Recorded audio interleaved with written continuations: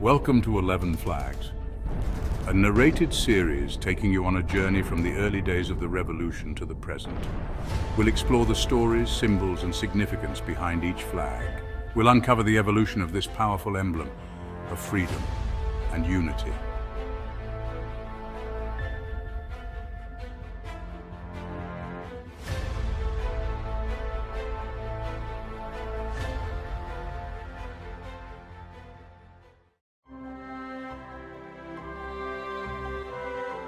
Betsy Ross. Born on January 1st, 1752. Her name was Elizabeth Griscom then. She was born in Philadelphia, Pennsylvania. Philadelphia was a bustling city. It was a center of commerce and trade. I grew up in a large Quaker family. I was the 8th of 17 children. Betsy's childhood was filled with the values of hard work and simplicity. Quakers believed in equality and peace. They valued education for both boys and girls. Betsy attended a Quaker school. She learned reading, writing, and arithmetic. She also learned sewing and other domestic skills. My talent for sewing was evident from a young age. I enjoyed creating beautiful and useful things with my hands. My needlework was meticulous and precise.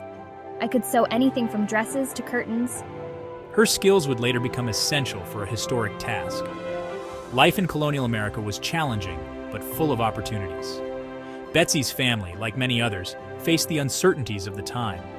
Little did they know that their daughter would play a pivotal role in shaping the nation's identity. Betsy's future held a destiny intertwined with the birth of a new nation.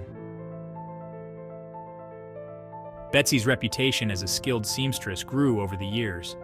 She became known for her attention to detail and fine craftsmanship.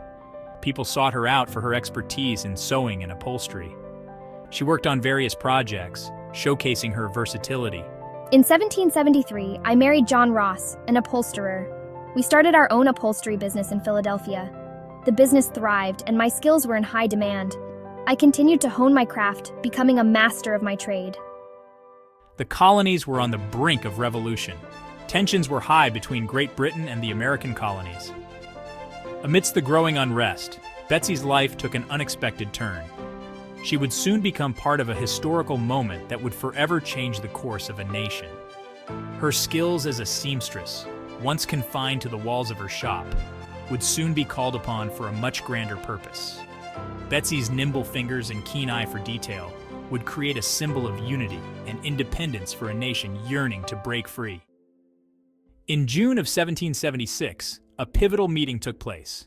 General George Washington, along with Robert Morris and George Ross, visited Betsy.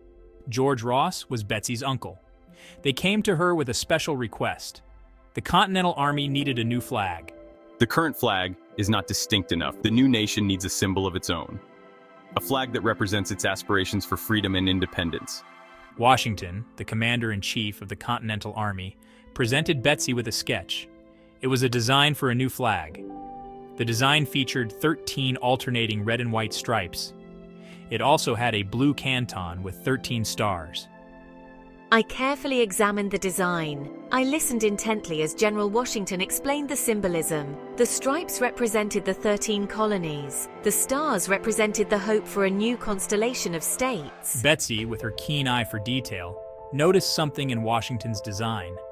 The stars were six-pointed. She suggested a change to five-pointed stars.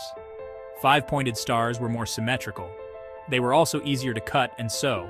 Washington was initially hesitant. Six-pointed stars are more common in heraldry, but Betsy persisted. She demonstrated how five-pointed stars would be more aesthetically pleasing. She argued that they would also be more efficient to produce for the Army. The 5-pointed stars will be more practical and look better on the flag. Impressed by Betsy's reasoning and skill, Washington agreed. The decision to use five-pointed stars was a testament to Betsy's practicality. It also underscored her contribution to the flag's design. The five-pointed star would become a defining feature of the American flag. The meeting concluded with Betsy accepting the commission. She was to create the first American flag. It was a daunting task, but Betsy was up to the challenge. She understood the weight of the responsibility bestowed upon her. Betsy got to work immediately. She gathered the necessary materials: red and white fabric, blue silk for the canton, and white thread. She worked diligently in her small upholstery shop, her needle flying swiftly through the fabric. The sewing of the first American flag was a solitary endeavor. Betsy worked in secret. The air was thick with anticipation and the weight of English soldiers staying in the hotel just below. Days turned into nights as Betsy meticulously pieced together the flag. She carefully cut each stripe and star, her hands moving with practiced precision. Without the use of a sewing machine, every stitch was infused with her patriotism and her belief in the future of the new nation. Finally, after days of tireless work, the flag was complete. 13 alternating red and white stripes, a symbol of the 13 colonies united in their pursuit of freedom. And in the canton, a field of blue. 13 five-pointed white stars shone brightly, representing a new constellation of states. On June 14, 1777, the Continental Congress passed a resolution. Resolved that the flag of the 13 United States be 13 stripes, alternate red and white, that the Union be 13 stars, white in a blue field, representing a new constellation. The Stars and Stripes, as the flag came to be known, was officially adopted. Betsy Ross's creation became a powerful symbol of unity, freedom, and independence. While the story of Betsy Ross sewing the first American flag is widely celebrated, it is important to note that historical documentation is limited. However, her legacy as a skilled seamstress, who potentially contributed to one of the most enduring symbols of the nation, remains a cherished part of American history. The American flag quickly became a beacon of hope. It flew proudly over the battlefields of the Revolutionary War. It inspired soldiers fighting for their freedom. The flag represented the ideals of liberty, justice, and self-governance. As the new nation grew, so did the flag's significance. It became a symbol of American identity, unity, and pride. From the Revolutionary War to the present day, the American flag has witnessed countless historical moments. It has flown through times of peace and war, prosperity and hardship. It has been a source of inspiration and comfort, a reminder of the sacrifices made for freedom. Over the centuries, traditions have developed around the American flag. These traditions reflect the deep respect and reverence Americans hold for their national symbol. The United States Flag Code outlines the proper etiquette for displaying and handling the flag. One of the most solemn traditions is the retiring of worn or faded American flags.